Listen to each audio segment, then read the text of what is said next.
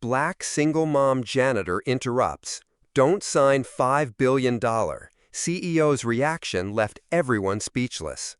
Wait a second. Tell us where you're watching from in the comments, and don't forget to subscribe for more powerful stories like this. The boardroom was polished, the deal was inked, and the cameras were ready. A $5 billion merger was moments away from sealing. But just before the CEO's pen hit the paper, the janitor, an exhausted black single mom, burst through the door. She wasn't supposed to be there. She wasn't supposed to speak. But her trembling voice cut through the tension. "Don't sign it, please." Heads turned. Security moved. The CEO froze. Who was this woman, and what did she know that no one else did? What she revealed next would leave every executive stunned. Watch until the end. Renee worked the night shift at North Grove Corp., a towering glass fortress she cleaned from top to bottom while execs slept. A widowed single mother, she juggled 3 jobs to raise her son, Elijah. Life was a cycle of silence. Mop floors, keep your head down, disappear before sunrise.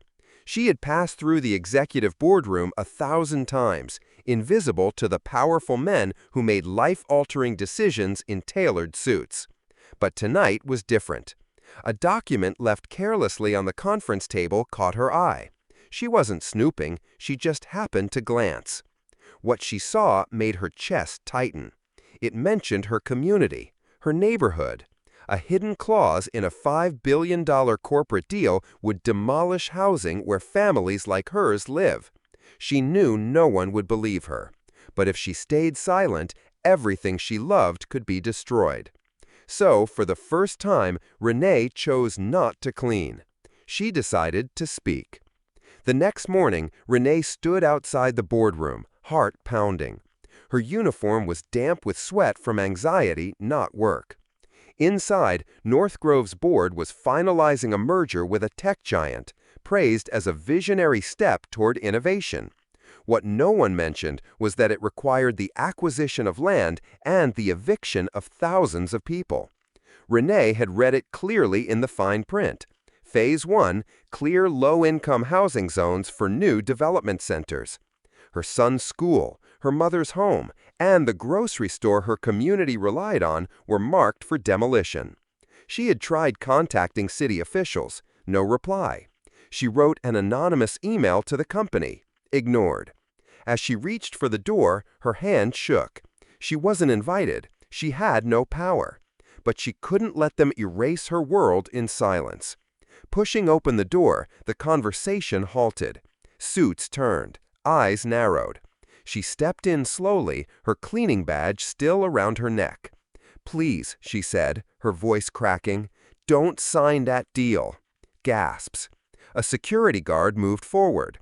But the CEO, Mr. Langston, lifted a hand to stop him. "Who are you?" he asked. She looked at him, not with fear, but fierce determination. "A mother, a worker, and the only one here who's read what you're signing." And then she told them everything. Every hidden clause, every life that would be upended. She spoke with trembling honesty. And the room, for once, was silent. Not out of dismissal, but because they were finally listening. Mr. Langston leaned back, speechless. The deal was minutes from closing. Journalists were already waiting downstairs. But now he was looking not at spreadsheets, but at a woman who mopped his floor every night, whose words hit harder than any executive report. He glanced at his legal team. "Is this true?" he asked. One lawyer nodded grimly. Another lowered his eyes. The CEO stood. Cameras could wait. "Tear it up," he said. The paper was shredded, not signed. A gasp rippled through the room. Millions were just sacrificed, but something bigger was saved. Renee turned to leave, but Mr. Langston stopped her. "We need someone to review our community impact strategies," he said. "How do you feel about a new job?" And just like that, the janitor became the voice her people never had inside those walls. Renee never wanted power, she just wanted protection for her son, her home, and her community. But when the system tried to erase them with ink and silence, she used her voice. Today, she leads North Grove's Social Accountability Division, ensuring no deal forgets the human lives behind the numbers. The 5B merger didn't happen, but something more powerful did, a shift in how the company saw the people who kept it running. Because sometimes the most significant changes come not from the top, but from the overlooked souls cleaning the floor beneath it. How many voices like Renee's are we ignoring until it's too late to listen?